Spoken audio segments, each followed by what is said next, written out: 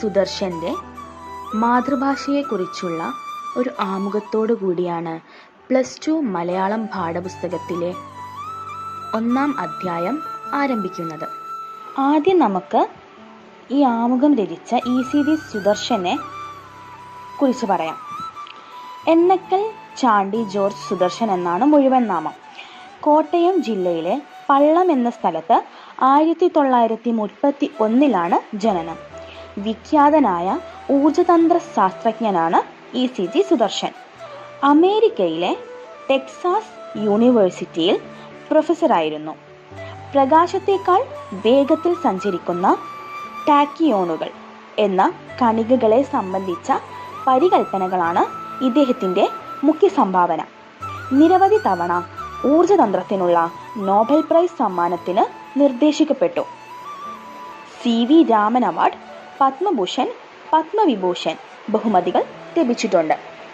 നമ്മൾ എപ്പോഴും ഒരു കവിതയുടെയോ കഥയുടെയോ ആസ്വാദനം എഴുതുന്ന സമയത്ത് അത് എഴുതിയ ആളിനെ കുറിച്ചിട്ട് കുറച്ചെങ്കിലും വിശദീകരിക്കുന്നത് പരീക്ഷാ സമയത്ത് നമ്മുടെ മാർക്ക് കൂട്ടിക്കിട്ടുന്നതിനും നമ്മൾ എഴുതിയ ഉത്തരം ഇൻവിജിലേറ്റേഴ്സ് ശ്രദ്ധിക്കുന്നതിനും ഒരു കാരണമാകുന്നു. ലളിതമായ വേഷമായിരുന്നു മലയാള മുൻഷിയുടേത്.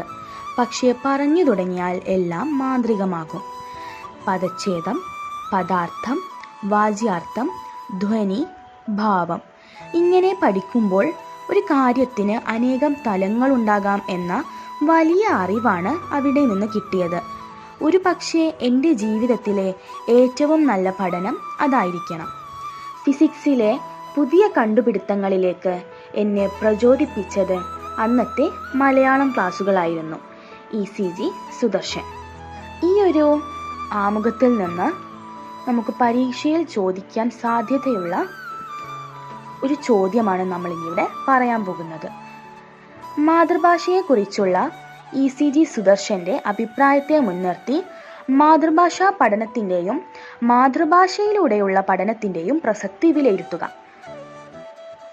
ഉത്തരം: ലോകപ്രശസ്തനായ മലയാളി ഭൗതിക ശാസ്ത്രജ്ഞൻ ECG സുദർശൻ പറയുന്നത് ഫിസിക്സിലെ പുതിയ കണ്ടുപിടുത്തങ്ങളാണ്. ലോകം ആദരിക്കുന്ന ECG സുദർശനെ പോലെയുള്ള ഒരു ശാസ്ത്രജ്ഞൻ്റെ വാക്കുകളിൽ നിന്നും നമുക്ക് മാതൃഭാഷയായ മലയാളത്തിൻ്റെ ശക്തിയും സൗന്ദര്യവും മനസ്സിലാക്കാൻ സാധിക്കും. അദ്ദേഹത്തിൻ്റെ നിരീക്ഷണത്തിൻ്റെ അടിസ്ഥാനത്തിൽ നമുക്ക് മാതൃഭാഷാ പഠനത്തിൻ്റെയും മാതൃഭാഷയിലൂടെയുള്ള പഠനത്തിൻ്റെയും പ്രാധാന്യം എന്താണെന്ന് നോക്കാം. സാമൂഹിക ജീവിതത്തിൽ ഇടപെടലുകൾ നടത്താൻ ലോകത്തിൻ്റെ വരവ് പോക്കുകൾ നമ്മെ പ്രാപ്തനാക്കുന്നു.